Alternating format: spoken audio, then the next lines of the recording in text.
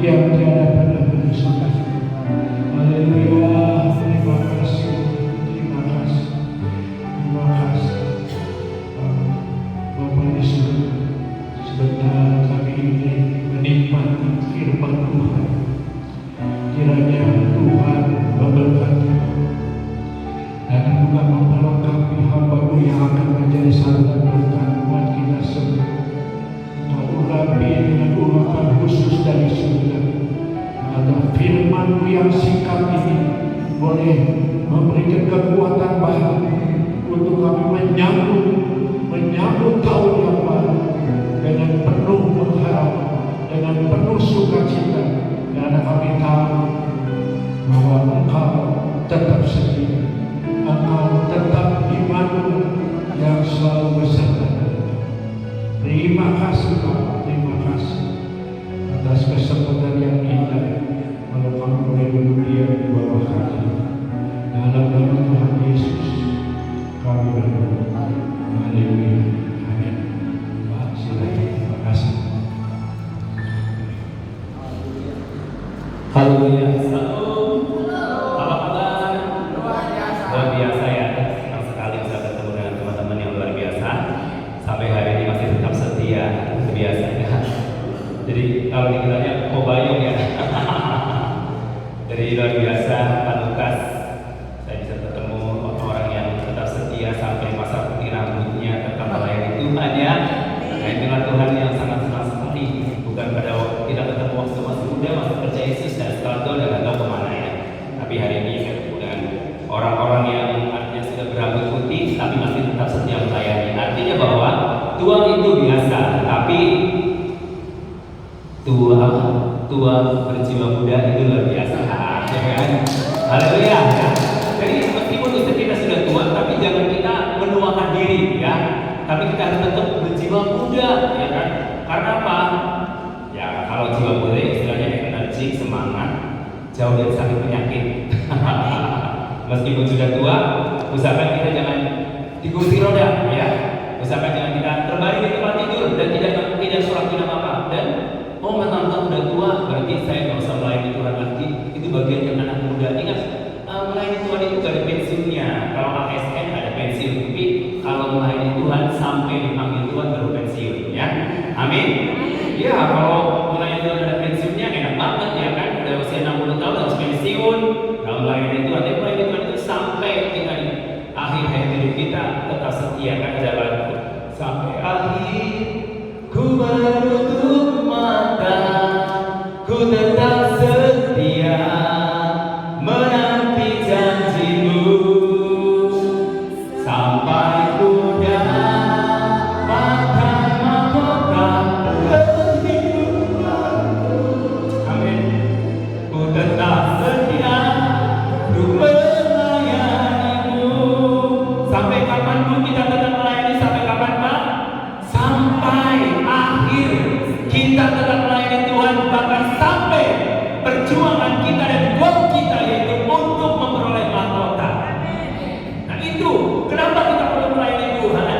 Melayani Tuhan bukan untuk diselamatkan. Ingat kan? Kita melayani Tuhan bukan untuk memperoleh keselamatan, tapi melayani Tuhan itu untuk memperoleh mahkota. Ya, jadi saudara rajin melayani bukan supaya diselamatkan, karena kita diselamatkan itu karena iman kepada Yesus Kristus, dan setelah itu kita melayani Tuhan. Dan melayani Tuhan itu bukan untuk diselamatkan, tapi kita memperoleh mahkota. Makanya berlomba-lomba melayani Tuhan, jangan cuma berbuat baik sampai kapanpun, meskipun orang tidak mau menerima kita dengan perbuatan baik yang kita lakukan, dan kita jangan pernah terpadamkan dan jangan pernah jemu-jemu berbuat baik. Karena berbuat baik adalah sebuah gaya hidup anak-anak Tuhan. Ya, gaya hidup anak Tuhan berbuat baik.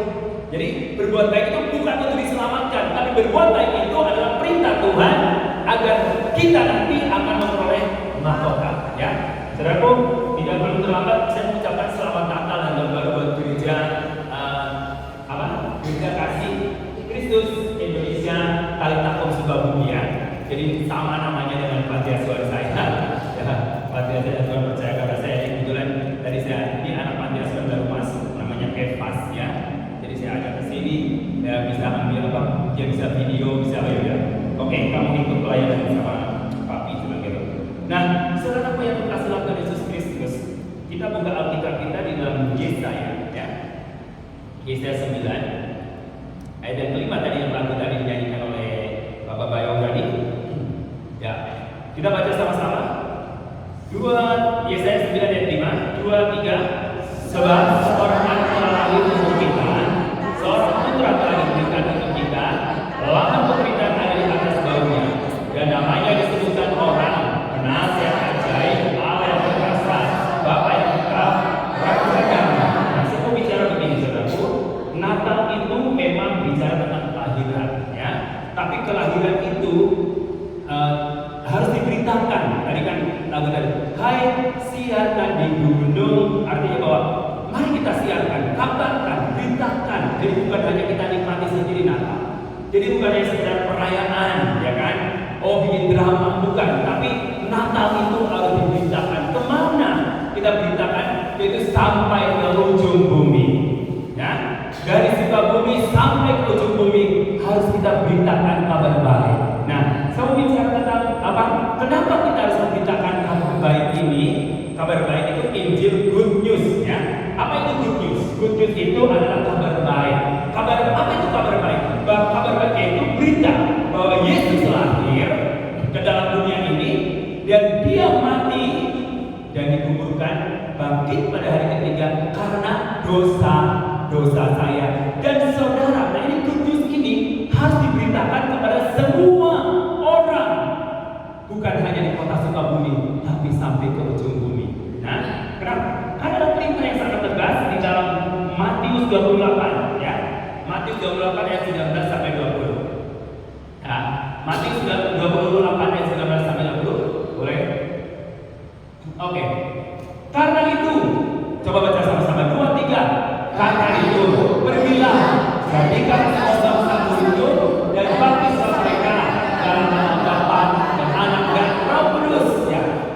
Dan ajarlah mereka melakukan segala sesuatu yang telah kuberitakan kepadamu, dan ketahuilah aku menyertai kamu sampai ke akhir zaman. Buka Yesaya kembali. Nah, saya mau bicara begini, saudaraku. Yesaya ini kan kita perjanjian lama, sedangkan Matius kita perjanjian baru. Jadi jarak daripada perjanjian lama ke perjanjian baru itu udah ratusan tahun, bahkan ribuan tahun, ya. Saya mau bicara begini, ribuan tahun ratusan tahun Allah sudah bernubuat bahwa akan lahir, ya, seorang anak untuk kita, seorang putra telah diberi. Sebab seorang anak telah lahir. Nah, telah berarti padahal ini adalah ayat yang disampaikan oleh Nabi Yesaya itu ratusan tahun yang lalu, tapi dikatakan telah lahir. Sedangkan lahirnya Yesus kan di dalam zaman perjanjian baru. Tapi Alkitab itu bukan bicara tentang yesterday, tapi ini bicara tentang apa? Bukan bicara tentang satu perjalanan yang nggak mungkin terjadi. Padahal perjalanan itu, nubuatan itu disampaikan pada zaman Nabi Yesaya. Tapi Yesaya bicara sebab seorang anak telah lahir. Padahal mungkin waktu itu secara fisikly arti Yesus belum lahir, betul? Tapi Yesus sudah ada, karena dia adalah Alfa dan Omega. Dan pada mulanya dia adalah Allah. Allah itu apa? Pada mulanya adalah Firman, dan Firman itu telah menjadi manusia. Itulah yang uniknya Tuhan Yesus berbeda dengan yang lain. Saya pernah ditanya, ada satu orang dari agama seberang, dia tanya kepada saya, Pak, coba jelaskan, kalau nabi-nabi itu terima wahyu itu dari Tuhan, langsung bicara kepada nabi, misalkan Musa terima kitab Taurat, ya kan? Terus kemudian Daud terima kitab Zabur, dan kemudian Salomo terima kitab Amsal. Dari ada pewahyuan dari Tuhan kepada Nabi Salomo, kepada Daud, kepada Musa, kepada Nuh, kepada nabi-nabi lain. Ada Tuhan bicara kepada mereka. Tetapi kalau Yesus itu siapa yang menyampaikan wahyunya? Nah, mereka bertanya seperti itu. Kalau Yesus siapa yang menyampaikan wahyunya? Saya langsung teringat Yohanes 1 ayat 1. Pada mulanya adalah Firman, dan Firman itu menjadi manusia. Yesus bukan penerima wahyu, tapi Yesus itulah wahyu itu sendiri. Karena dia adalah Firman, dan Firman itu telah menjadi manusia karena dia Allah sendiri, jika dia tidak perlu terima wahyu. Tapi dia adalah wahyu itu sendiri. Dan wahyu itu sudah menjadi manusia, yaitu yang kita rayakan hari-hari ini di bulan Desember, bahwa dia wahyu itu telah menjadi manusia. Kenapa dia harus menjadi manusia? Karena manusia sudah jatuh di dalam dosa. Sedangkan Allah menghendaki semua manusia itu diselamatkan. Sehingga Allah tidak mau satu pun binasa. Karena itu dia jelma-jelma menjadi manusia supaya apa? Bisa diterima oleh orang-orang lingkungan sekitar kita. Makanya sebenarnya gaya kekristenan kita itu udah kebalik. Artinya apa? Gaya kebarat-baratan. Betul? Gaya kebarat-baratan adalah kita ada di Indonesia.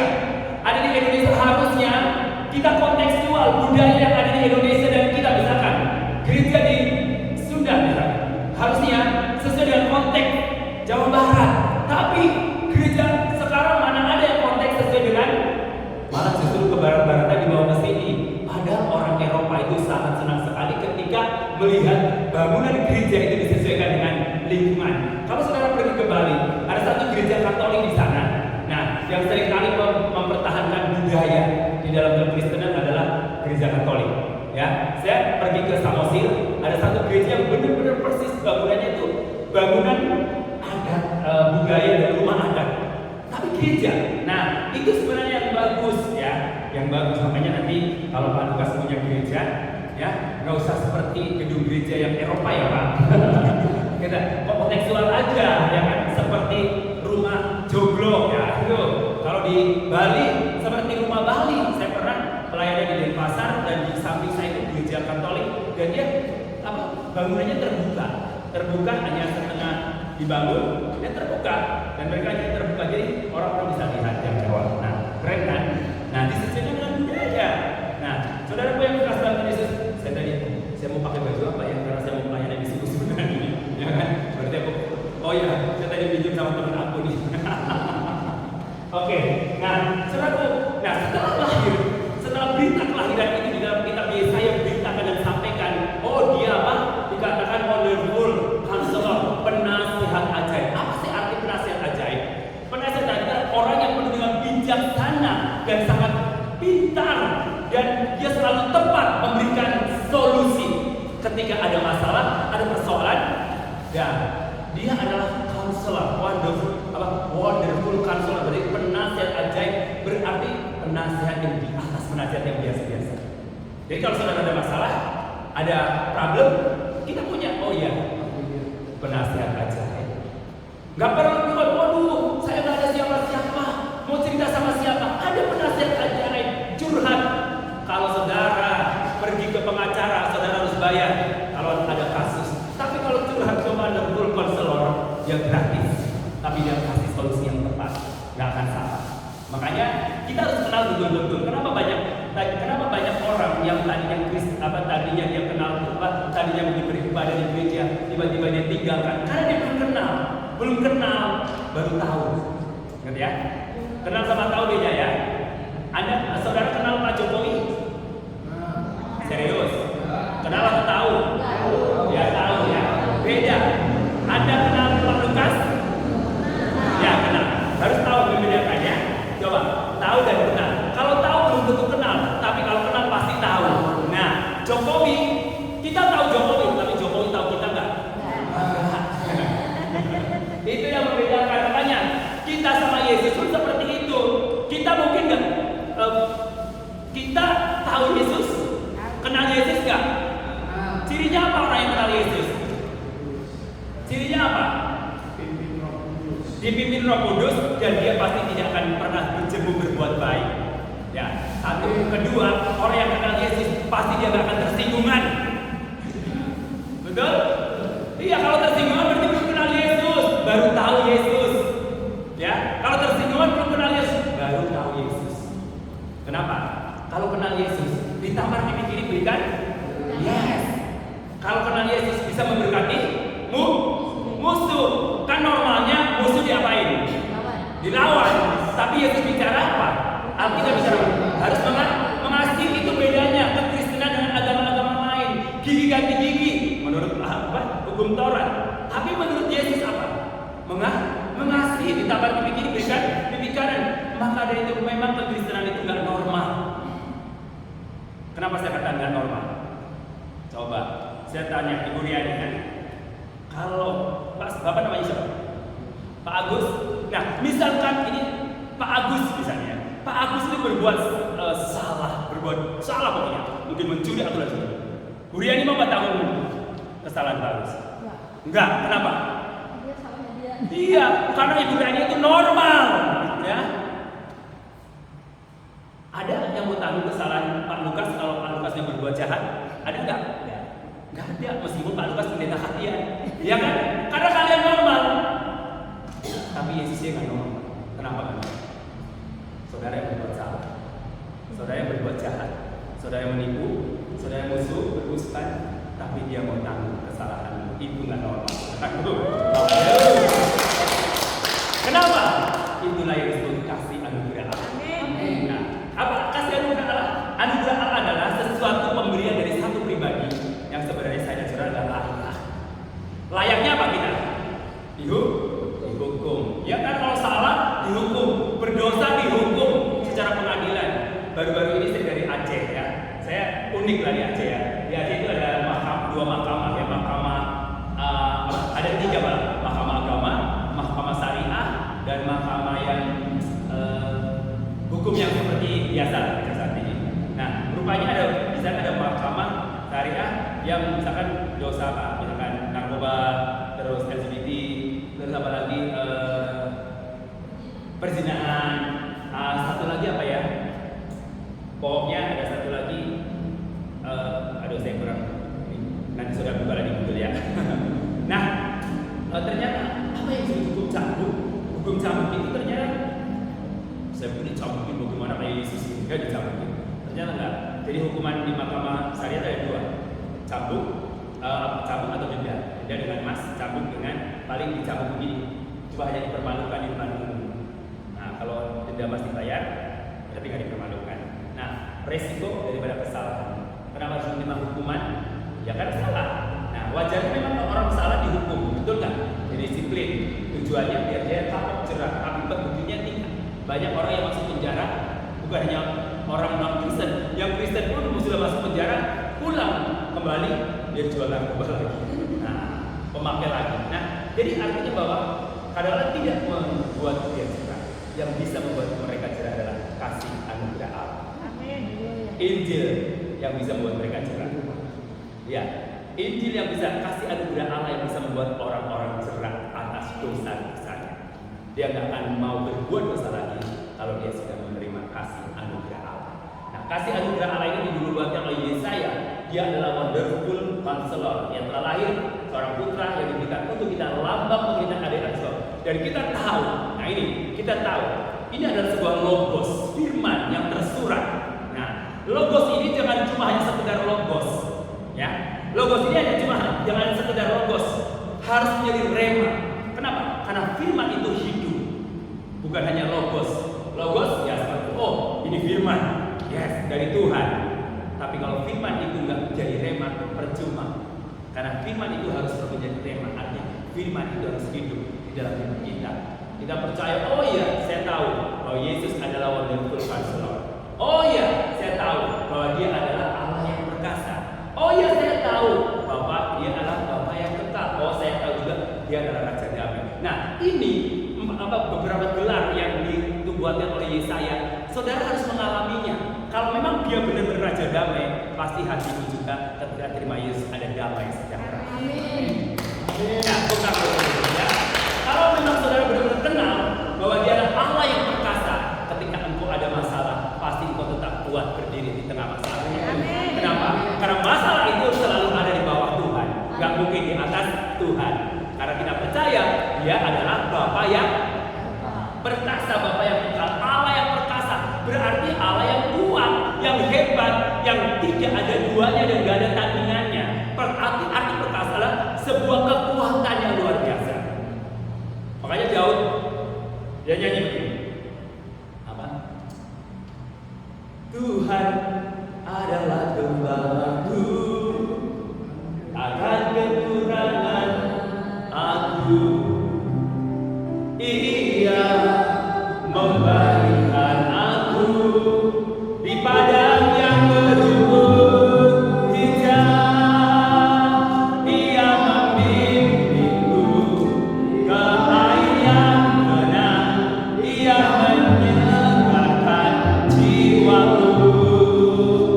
Ia menuntunku ke jalan yang benar oleh karena namanya.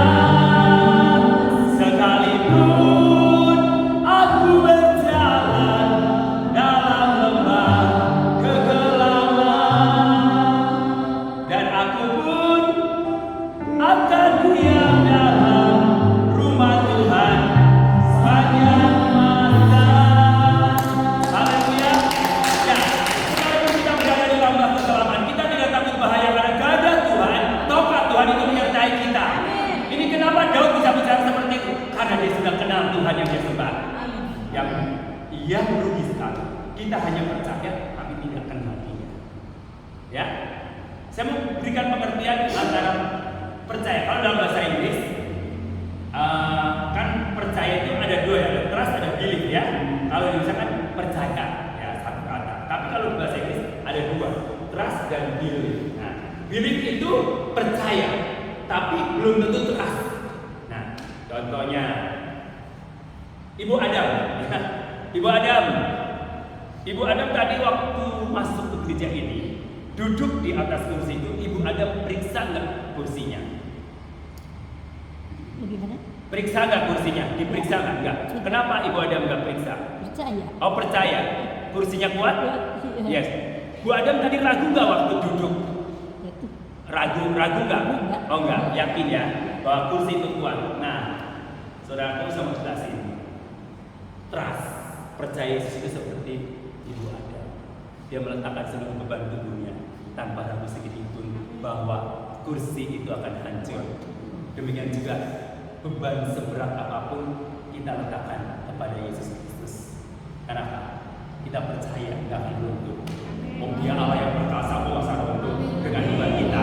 Bahkan dia berkata dalam Matius 28 bahwa dia bilang ini, pikulanku ya, yang kupasang karena bebanku itu ringan. Artinya bahwa Yesus itu ikut Yesus bukan berarti bebas masalah, tapi ikut Yesus pasti ada problem, ya kan? Pasti ada masalah, betul nggak? Ada masalah nggak? Ya, bukan berarti ikut Yesus pernah ada masalah, karena Yesus tidak pernah terjadi. Dia akan apa? Bahwa langit itu selalu biru, jalan selalu rata, tapi dia berjanji apa? Dia akan menyertai kita. Tuhan tak pernah janji langit selalu biru, tetapi Dia berjanji selalu menyertai. Tuhan tak pernah janji jalan selalu rata, tetapi Dia berjanji berikan kekuatan. Jadi artinya ikut Yesus bukan berarti bebas dari persoalan seperti jalan tol. Pasti ada hambatan, tapi hambatan itu ringan. Makanya nggak usah mewek kalau kita ada masalah. Karena kita percaya Tuhan, masalahku ringan kok, karena aku yakin aku kenal Tuhan yang perkasa dan luar biasa. Ya. Sehingga Paulus berkata begini, ketika dia berada dalam penjara di Filipi, kan orang yang penjara pasti stres, depresi, ya kan? Wah, butuh pertolongan. Tapi Paulus dia malah bisa bersaksi. Dan muncullah surat Filipi, ya kan? Ada 16 kata sukacita di surat itu. Dan dia berkata salah satu ayat kunci di Filipi 4 ayat 13. Segala perkara dapat kutamu di dalam Dia yang memberikan kekuatan kepadaku. Jadi tidak ada orang sakit dan stres karena ada masalah. Tetapi dia berkata, Dia adalah Allah yang perkasa. Maka itu perkara apapun yang aku hadapi, aku percaya aku kuat karena aku punya Tuhan yang perkasa. Amin. Karena kita punya Tuhan yang perkasa, maka dari itu kita belum waktunya lagi mengeluh dan mengeluh. Udah memikirkan bagaimana kekristenan kita hidup dan kita berfungsi dan bermanfaat buat orang-orang di sekeliling kita. Makanya Natal bukan sekedar perayaan, tapi Natal bicara tentang kabar baik yang harus diberitakan. Amin. Saya waktu datang ke Brastagi, pada waktu Januari saya datang komunitas doa di sana. Dia cerita tentang sakit penyakit. Ada orang yang sakit gatal-gatal sampai ininya apa? Bentolnya setebal ini di perut. Ya, pokoknya seluruh badannya. Terus yang nggak bisa tidur, pokoknya datang untuk sakit penyakit. Ketika kami berdoa, dan Tuhan lawat dan mereka disembuhkan. Dia ceritakan pada saudaranya. Nah, kemudian pada waktu bulan November saya ke sana. Pada November saya ke sana, saya bilang sama dia, kami ke sini nggak mau dengerin kata-kata keluh kesah dan sakit penyakit. Tapi mau saya ke sini supaya kalian itu nanti menjadi pemberita kabar baik. Jadi nggak mau dengerin keluhan, aduh Pak sakit ini, aduh Pak masalah ekonomi, aduh Pak liar, tau gak? Kita harus move, artinya level up. Jadi kekristenan kita bukan menjadi anak-anak lagi. Saya mau tanya, yang suka mengeluh anak-anak atau orang dewasa? Hah? Ya berarti kalau orang dewasa masih suka mengeluh berarti masih anak-anak, meskipun usianya sudah tua, ya kan? Anak-anak sedikit nangis dan cengeng, sedikit nangis, ada masalah nangis, ngalami berantem sama kan nangis, ngalami sekolah misalkan ulangannya nangis. Nah kalau orang-orang yang sudah umur usia masih cengeng, ya itu seperti anak-anak. Kapan kita level up-nya, grow up-nya? Maka dari itu meskipun kita komunitas mungkin ribuan, justru sebenarnya lebih mudah untuk menangani orang-orang komunitas sedikit dibandingkan ribuan. Pernah saya bawa salah satu anggota gereja, teman saya, pendetanya jemaatnya ribuan. Saya bawa, kita makan bareng. Saya kenalin, kebetulan pendetanya teman saya. Nah, udah, nggak kenal loh. Tapi dia tahu, ya kan dia tahu itu pendetanya. Tapi pendetanya nggak kenal dia, kenal ribuan. Maka dari itu Yesus kenapa? Sampai pada waktu dia utus 12 murid, dia pilih 12 murid. Karena Yesus, meskipun dia maha tahu, bukan berarti dia nggak sanggup untuk mengatasi seluruh ribuan atau jutaan orang, tapi dia butuh pekerja untuk menangani orang-orang di seluruh muka bumi ini dengan miliaran penduduk yang ada di dunia ini. Siapa pekerja itu? Yang kita pekerjaan itu adalah saya dan saudara, bukan hanya Pak Tugas, bukan hanya Pak Bayong dan keluarga, bukan. Saya dan saudara pekerja-pekerjanya Tuhan. Maka dari itu Tuhan katakan Tuhan itu banyak. Tuhan banyak kan? Banyak banget Tuhan. Tuhan itu banyak banget. Bahkan ladangnya sudah kuning. Jangan sampai Tuhan itu busuk. Kenapa? Karena kekurangan pekerja. Sehingga musim panen great joy yang harusnya dengan sukacita, the season of great joy, artinya musim the season of the harvest, artinya musim penuaian. Harusnya kita tuai, tapi karena sedikit pekerja yang mau menuai, akhirnya busuk tuaian itu. Makanya Tuhan ajarkan kita minta apa? Minta tuaian? No, karena Tuhan berkata tuaian sudah banyak. Minta apa? Pekerja. Ya. Minta pekerja.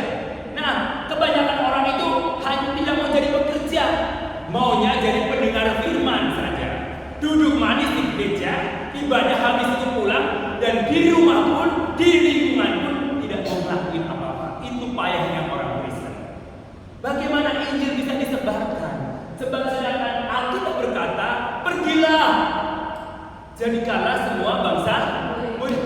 Kalau pergi ciciwai di rumah itu enggak, pergi jalan, go, ya. Makanya ini kita kan garam, ya, kita garam, ya.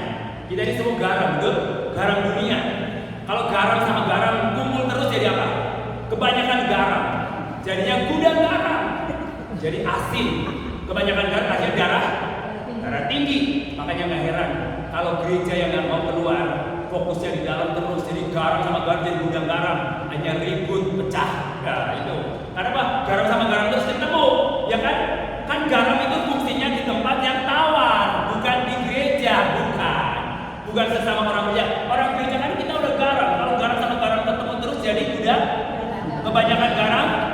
Makanya nggak heran sering banyak gereja ribut karena gerejanya terus fokus pada dalam terus, nggak pernah go, ya, nggak pernah go.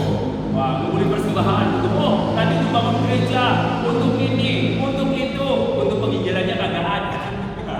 Padahal itu penginjilan itu adalah tulang punggungnya gereja.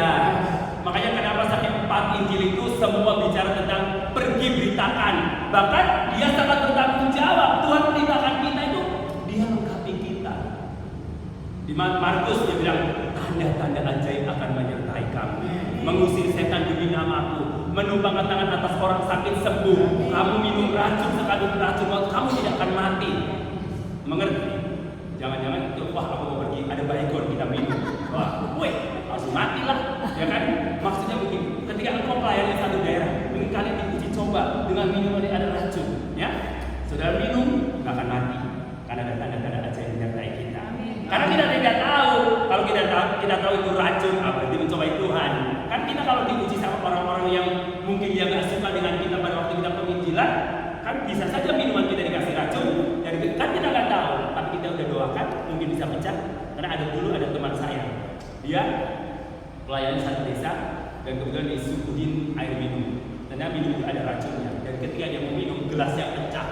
Begitu gelas pecah, keluar gula. Tanda-tanda ajaib. Jadi gak usah takut ya kalau kita pergi memberitakan Injil. Pergi memberitakan, uangnya dari mana? Ya kan begitu kan? Yang dari pikiran uang, betul nggak? Hati senang walaupun nggak ada uang, betul nggak? Oh. Makanya bapak-bapak, kalau ibu sakit itu nggak usah dibawa ke dokter, ya percuma, nggak sembuh-sembuh, tempelin aja segepok uang merah, pasti langsung sembuh. Pak, sembuh, Pak demamnya udah turun, ya kan? Udah turun demamnya, ya bapak-bapak nggak usah dibawa ke dokter, percuma, tempelin segepok uang merah pasti. Waduh, cedera deh. Itu langsung dibutuhin tahu pengalaman pribadi tuh, ya. Saya mau bilang nih, nah. Harus juga 4 Injil itu bicara tentang supaya pertimbangan ditambah satu lagi kitab Rasul Paulus, KPR ya, kisah para rasul ya. Jadi kisah 1 ayat 8 bahwa kamu akan diberikan kuasa kalau Roh Kudus turun. Nah, pergilah kamu beritakan dari mana? Dari Yerusalem, Yudea dan Samaria. Yerusalem bicara apa? Yerusalem bicara keluarga kita, kota kita. Samaria bicara apa? Mungkin keluar. Yudea, orang-orang sini kita. Mungkin bicara Samaria berarti orang-orang yang belum kenal Tuhan. Nah, artinya begini saudara, bahwa betapa pentingnya pekabaran berita kabar baik ini. Kenapa penting? Sampai 5 kali, sampai 4 Injil memuatnya dan kitab kisah para rasul juga memuatnya. Betapa penting. Dan yang luar biasanya, kenapa saya katakan penting sekali? Pada waktu Yesus mau naik ke surga, dikumpulkan murid-muridnya, dia satu perintah. Itu Matius 28 itu. Mau naik ke surga, Yesus itu benar-benar sampai perintahkan itu. Kenapa? Kabar Injil itu adalah satu tugas gereja yang sangat urgent dan penting dan mendesak. Kenapa urgent dan mendesak? Karena ketika kita ketemu orang, saya nggak tahu orang itu matinya kapan, ya jadwal kematiannya kapan kita nggak tahu. Makanya Injil urgent dan mendesak kita beritakan. Karena kita nggak tahu orang itu akan matinya kapan ketika ketemu dengan kita. Ada yang tahu kematian kita atau orang yang kita temui? Nah, itulah tugas kita beritakan dengan baik. Masalah terima atau tidak itu bukan urusan kita, tapi urusannya Tuhan. Ya, oke. Nah, mengapa kita harus memberitakan kabar baik? Tadi satu, karena itu adalah perintah Tuhan dan sesuatu yang urgent dan mendesak. Yang kedua, karena Yesus adalah satu-satunya Tuhan yang juru selamat. Amin. Mengerti? Satu-satunya ada yang lain ya? Jadi saudara mau pilih apa? Satu-satunya atau salah satu? Satu-satunya. Kalau satu-satunya ada yang lain? Tidak. Tidak ada yang lain. Aku jalan kebenaran dan jalan kehidupan, itu yang Yesus katakan. Aku percaya, amin. Di dalam namanya ada keselamatan. Ayo, Yesus jalan. Yesus jalan kebenaran dan jalan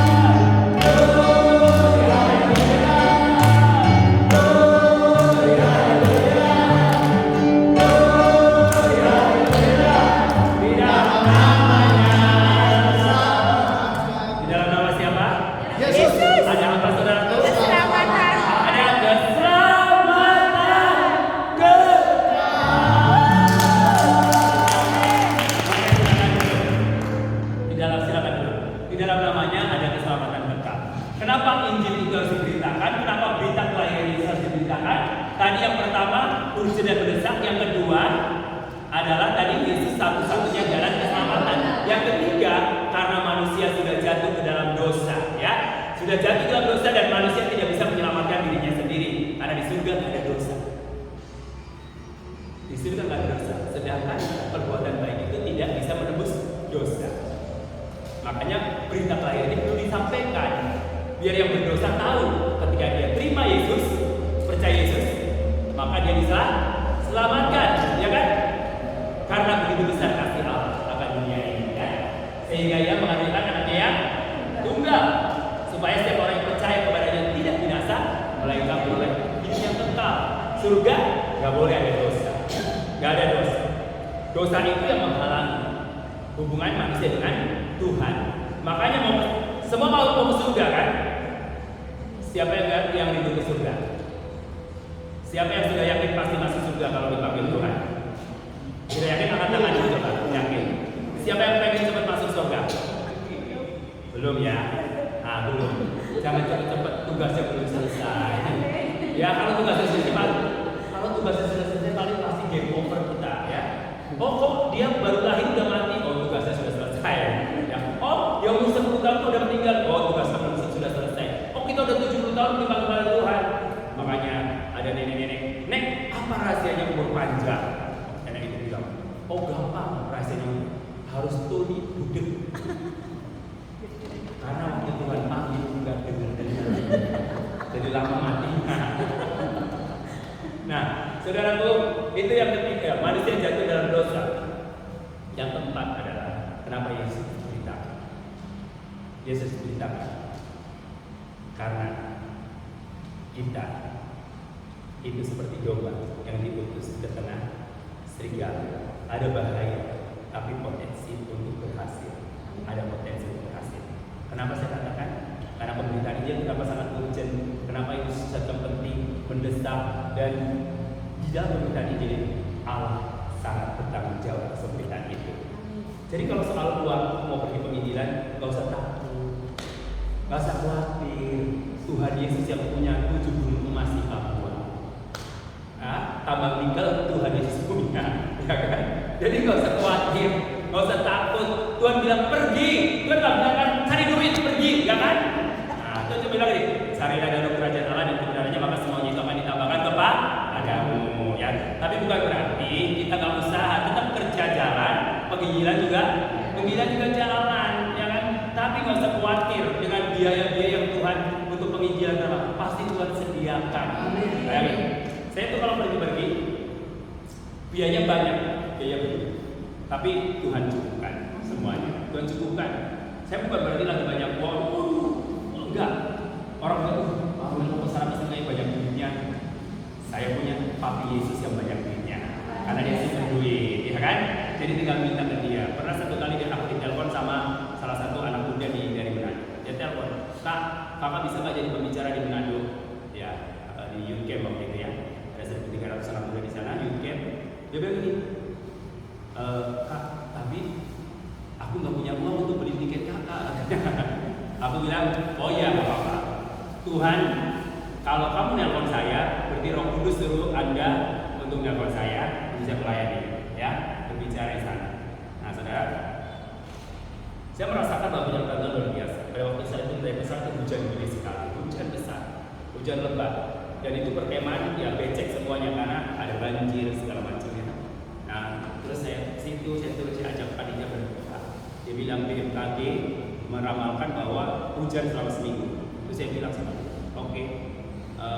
Saya bilang ya BMKG meramalkan seperti itu, tapi kita punya Tuhan yang Elia sembah itu sama dengan Tuhan yang kita sembah. Elia ketika dia minta tidak turun hujan, tidak turun hujan. Ayo kita minta tidak turun hujan. Gampang kok kita minta tidak turun hujan, Tuhan itu kecil banget buat Tuhan, ya kan? Saya minta tidak turun hujan, betul. Pas saya bawa sesi hari Kamis dan Jumat. Nah, hari Kamis tidak turun hujan sama sekali. Dan hari Jumat pun sampai jam 2 tidak turun hujan. Dan selesai saya bawa sesi itu turun hujan. Saya bilang gini, kita mau Tuhan tunjukin yang seperti tanda-tanda ajaib menyertai kita ya. Dan pada waktu saya mau pergi H-7, tiba-tiba saya ditelepon teman rohani saya, suruh makan. makan bareng, makan siang. Oke. Dan tiba-tiba anak saya keluar aja ke kantor, pas di kantor berarti. Om coba cek apanya dicek, coba cek rekening Om. Tadi saya di jalan, kenapa? Si istrinya bilang gini, katanya waktu dia lagi doa, melihat wajah saya katanya nangis. Emang wajah saya perlu kasihan ya. Dia bilang nangis, loh kenapa ini biasanya itu nggak pernah ngelakuin transfer uang ke saya, transfer uang. Dan beres itu, setelah transfer uang, saya tiba-tiba dikasih uang lagi. Ini buat kok banyak amat sebagai itu. Hamil itu, dan saya tidak pernah cerita kepada siapapun saya mau berhenti pelayanan. Ya saya ada uang, ada yang udah prepare gitu kan. Tapi ya itu pas-pasan. Artinya ada gitu loh. Mungkin uang itu buat kebutuhan anak saya kuliah, buat kebutuhan pokok gitu loh. Nah untuk kebutuhan pemikiran Tuhan sudah siapkan. Amin. Tapi kita melangkah dengan iman. Dan itu bedanya pelayanan dan bisnis. Kalau bisnis modal dulu baru jalan, betul nggak? Hah? Saudara mau jual kosmetik, emang dengan iman dulu udah jalan. Harus beli dulu kan? Saudara jual posting, ya. Tapi kalau pelayanan mikirin duit dulu, enggak, jalan dulu, iman dulu, ya kan? Maka Tuhan akan sertai. Itulah yang disebut dengan pelayanan. Dan di dalam pelayanan jangan pernah kita berharap ada keuntungan, karena pelayanan itu adalah give, memberi. Tapi kalau bisnis harus ada in, betul nggak? Kalau kita bisnis berarti ada keuntungan. Kalau kita pelayanan jangan pernah cari keuntungan, karena nggak ada keuntungan di dalam pelayanan. Tuhan hanya bilang ini, upahmu besar di surga. Di surga nanti pakai baju putih, mahkota emas. Terus mahkota emas. Hah? Atas kepala Di atas mahkota kepala emas. mahkota emas. Di surga nanti pakai baju putih. Terus di atas kepala mahkota emas. Itulah upah jerih payahmu ketika kau melayani Tuhan. Asal dengan sungguh-sungguh dan tanpa pamrih. Ya, kalau pelayanan jangan berharap kau dipuji manusia, jangan. Kalau kau berharap dipuji sama manusia, upahmu hanya dipuji oleh manusia, tapi Tuhan tidak memberikan penghargaan. Jadi pilih mana? Mau dihargai Tuhan atau manusia? Tuhan, ya. Orang yang sudah kenal Tuhan benar-benar pasti melayaninya dengan sungguh-sungguh dan tanpa pamrih. Amin. Melayani Tuhan tanpa pamrih, sungguh-sungguh. Emang Pak Bayo dibayar pelayanan di sini, Pak? Dibayar nggak? Sama Tuhan Yesus kan? Malah dia give, berkorban, beli makanan, ini itu, ya kan? Berkorban apa? Karena menyadari bahwa pelayanan orang yang mengenal Tuhan dengan benar, melayani Tuhan itu bukan cari keuntungan, justru pengorbanan, sacrifice. Apa yang kita punya kita korbankan sebagai sacrifice, korban persembahan. Kenapa? Karena kita menyadari Yesus saja nyawanya diberikan untuk kita, dan Dia membuktikan bahwa Dia adalah Allah yang sangat bertanggung jawab. Dan Dia perintahkan penginjilan, memberitakan kabar baik. Dia juga nggak biarkan kamu sendirian. Bahkan Alkitab berkata, ketahuilah aku akan senantiasa menyertai engkau sampai kesudahan zaman. Jadi yang menyertai kita sekarang siapa? Allah siapa? Allah Roh Kudus menyertai kita. Tuhan Bapa utus. Kenapa? Karena di dunia ini ada potensi bahaya. Makanya kita diibaratkan domba diutus ke tengah serigala. Serigala buas atau jinak? Nah, buas atau jinak? Buas. Kalau saudara kenal Yesus terus dihina, dicaci maki, saudara mundur, berarti firman Tuhan nggak digenapi. Kalau misalkan saudara mengalami masalah, dihina, dicaci maki, bahkan dikucilkan, nggak terima warisan, itu udah biasa. Karena janji Tuhan juga begitu. Dia bilang bahwa engkau seperti domba diutus ke tengah serigala, berarti ada bahaya. Tapi lebih bahaya mana? Serigala berbulu serigala atau serigala berbulu domba? Serigala berbulu domba ada di mana? Hah? Kalau serigala berbulu serigala ada di gereja atau di luar? Di luar ya. Kalau serigala berbulu domba ada di mana? Domba itu buat siapa? Hah? Domba itu buat siapa? Buat anak-anak Tuhan kan, buat orang-orang gereja ya. Nah lebih bahaya mana? Serigala berbulu domba atau serigala berbulu serigala? Serigala berbulu serigala kita udah tahu wah dia bahaya. Jadi kita udah punya senjata untuk bertahan, ya kan? Tapi serigala berbulu domba sama-sama kita melayani. Nah, sama-sama satu gereja, ya kan? Mungkin tidur di tempat tidur yang sama, ya kan? Nah, mungkin bisa ketemu, waduh, Ibu Riani tingkat Cipiki, ya kan? Tapi di luar sana, saya nggak suka banget sama Ibu Bian. Itu serigala berbulu domba, ya. Nusuknya dari mana? Ya, lebih sakit mana? Apalagi ada istilah pagar makan. Ada berteman, ya, ada banyak kasus ya, suami istri, ada punya teman dekat, tiba-tiba istrinya selingkuh sama teman dekatnya. Sakitnya di mana? Kalau selingkuh sama orang lain sih gak apa-apa, sakit juga sih, tapi bukan terlalu ya. Tapi kalau selingkuh sama orang yang dekat sama kita, aduh. Makanya muncullah film apa? Ipar yang membawa apa? Hah? Yang membawa apa? Ada film? Ipar adalah maut. Makanya bahaya kalau udah menikah tinggalnya ipar suruh tinggalin kita.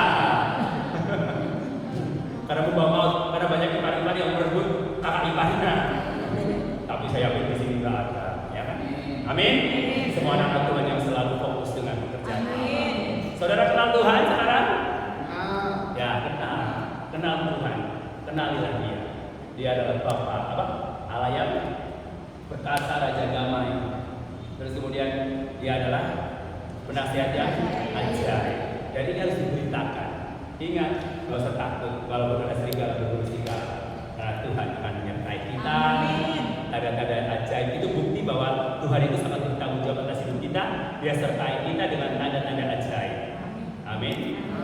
Dan Roh Kudus menyertai kita. Dan ketika Roh Kudus menyertai kita dalam pelayanan kita ada potensi untuk berhasil. Amin. Maka itu jangan jemu melayani Tuhan sampai akhir hidup kita tetap melayani Tuhan. Haleluya. Sampai akhir hidup kita. Mari kita bagi Tuhan semua. Haleluya. Thank you Lord Jesus. Kami akan tetap setia untuk melayani Tuhan. Berita kelahiran Yesus bukan hanya sekedar berita, tapi yang harus kami kabarkan dan beritakan ke seluruh dunia. Terima kasih utuslah kami Tuhan. Pakailah kami ini menjadi alat-Mu dimanapun kami berada.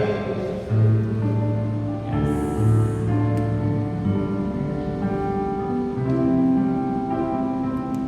Sampai akhir ku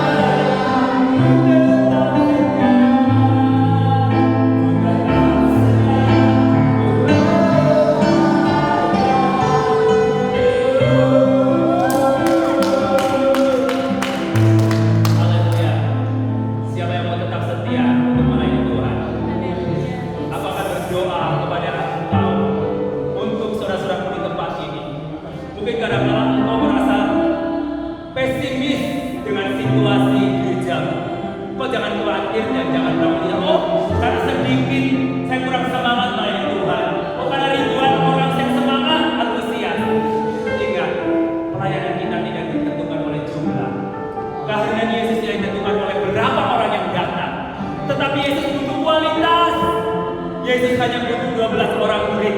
Ketika 12 orang murid diperlengkapi oleh Roh Kudus, diutus oleh Yesus, maka seluruh Asia, maka seluruh dunia diselamatkan. Engkau mungkin sedikit, tapi dari sedikit inilah engkau akan menjadi pekabar-pekabar Injil dimanapun engkau berada. Mulai hari ini kau harus berkomitmen bergerak dimanapun saudara berada. Jangan terbatas oleh usiamu, karena usia jangan menjadi penghalang. Karena Tuhan berjanji juga sampai masa Aku akan menggendong kamu, dan sampai masa tuamu juga aku akan menyelamatkan kamu. Itu adalah janji Tuhan, bahwa penyertaan Tuhan itu sempurna. Bukan pada waktu kita masih muda Dia sertai kita, tapi sampai kita menutup mata Dia sertai kita. Mulailah bergerak saudara, mulai bergerak untuk melayani Tuhan, melayani tetanggamu, melayani orang-orang di sekelilingmu yang belum pernah bisa pergi ke luar pulau. Ada di kota ini banyak jiwa-jiwa dan tuayan yang sudah menguning, dan jangan sampai tuayan itu membusuk. Tuhan, kirimkanlah pekerja-pekerja untuk menuai ladang Tuhan. Kau katakan kepada Tuhan, Tuhan ini aku, utuslah aku. Haleluya. Perlengkapi kami dengan tanda-tanda ajaib Tuhan. Agar kami berikan roh keberanian untuk memberitakan Injil, memberikan berkat kelahiran Yesus Kristus kepada semua orang-orang yang kami temui, dan perlengkapi kami dengan karunia-karunia Roh Kudus Tuhan. Terima kasih Bapak. Kami juga berdoa untuk hamba-Mu Bapak Pendeta Lukas. Mungkin usianya sudah lanjut Tuhan, tidak kuat seperti pada waktu masa muda, namun aku percaya Roh Kudus menyertai dia dengan hikmat kebijaksanaan yang dia miliki. Dia akan terus bertahan di dalam pelayanan. Kau tambahkan jiwa-jiwa upah kesetiaan beliau yang datang untuk menyembah nama Yesus Kristus. Berkati juga Pak Bayam dan keluarganya Tuhan. Mungkin dia ada penggerak dan motor dalam pelayanan tempat ini. Roh Kudus menyertai dia sampai kesudahan zaman, melengkapi dengan tanda-tanda ajaib dan berikan kekuatan kesehatan. Mungkin banyak orang-orang seusianya beliau sudah dipanggil Tuhan, tapi beliau masih eksis karena tugasnya belum selesai.